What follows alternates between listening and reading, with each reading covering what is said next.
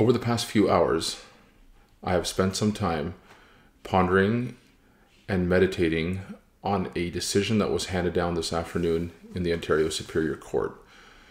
Ontario Premier Doug Ford's Attorney General, who is a member of his cabinet, the Office of the Attorney General, sought a court order and were granted that order that has a chilling effect on our country as a whole. This is an unprecedented move that should send shockwaves throughout the Western world, where we have typically held high the rule of law and the freedom to express ourselves. I quote the statement from the Premier's office.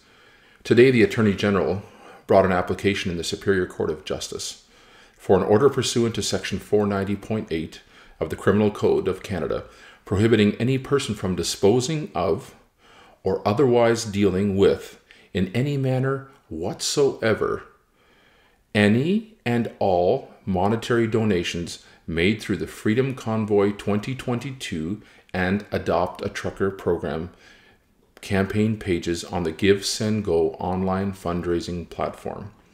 This afternoon, the order was issued. It binds any and all parties with possession or control over these donations. If you recall, in the past week, an injunction was made that banned the truckers from honking their air and train horns in the downtown portion of Ottawa for a period of 10 days. In that hearing, Ontario Superior Court Justice Hugh McLean made very clear that as long as this protest, and I quote, was lawful and peaceful, there was no issue.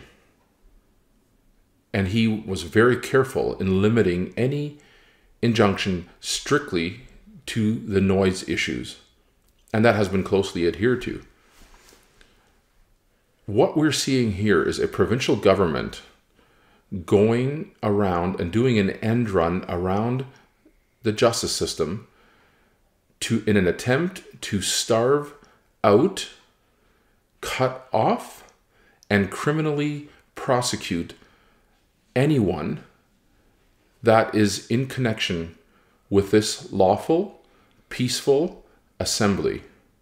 There has been no evidence given to any court of law in Ontario that this protest or this demonstration, or as we would say in our Constitution, this peaceful assembly has been anything but that. There have been many attempts made to smear it, to attach false flags, pun intended,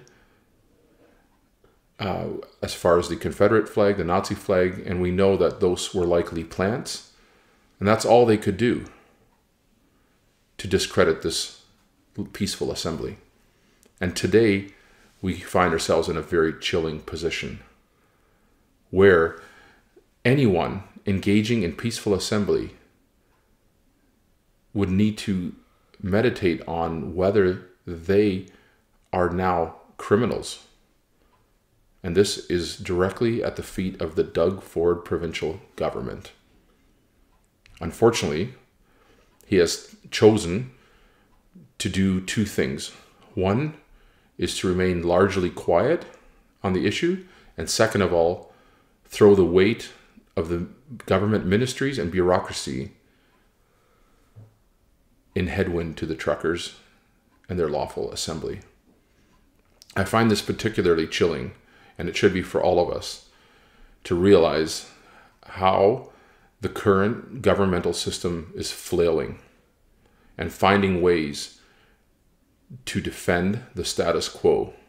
And the status quo being those that would persecute churches, close businesses, destroy families, ruin children's lives, all in the name of public health, and have nothing to do with health at all. This is nothing but totalitarianism run amok. This is no different than a tin pot dictator in a banana republic. This is reminiscent of Venezuela in the last 2 decades and what we saw there, and in some ways worse. Canada It's time that we realize the gravity of the current situation.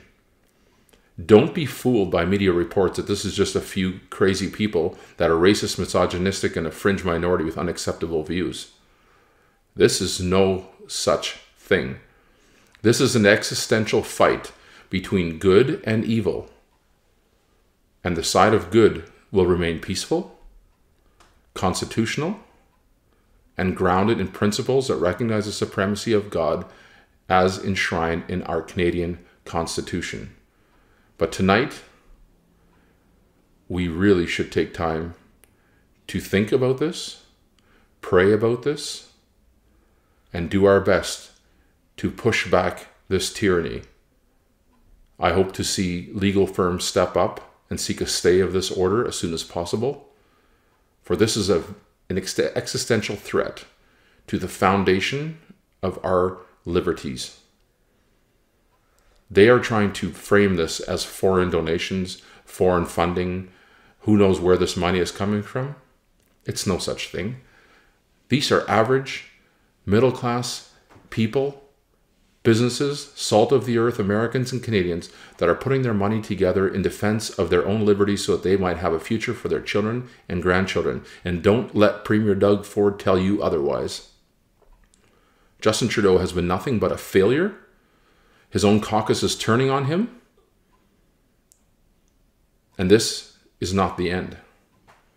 But we must stand together like we have never stood before and realize that they will stop at nothing to achieve their goals, whatever they might be. So those of you that are standing in peaceful assembly, I was privileged to visit the group in Windsor last night, and a police officer was recorded, I have him on video, telling us that we were cleaning up garbage, keeping the streets clean, and the group there was doing a fine job of being peaceful, and they have no intentions of breaking it up. However, orders from above will be otherwise, but these are frontline officers. They know that we are doing this for their children and grandchildren, as well as our families. And this financial attack to cut off donations is not about the donations per se. This is about a principle where they control where money comes from and where money goes. Make no mistake about their intentions. Please be warned. Let this sink in, and let us stand together like we have never stood before. And until these tyrants are ruling us no more.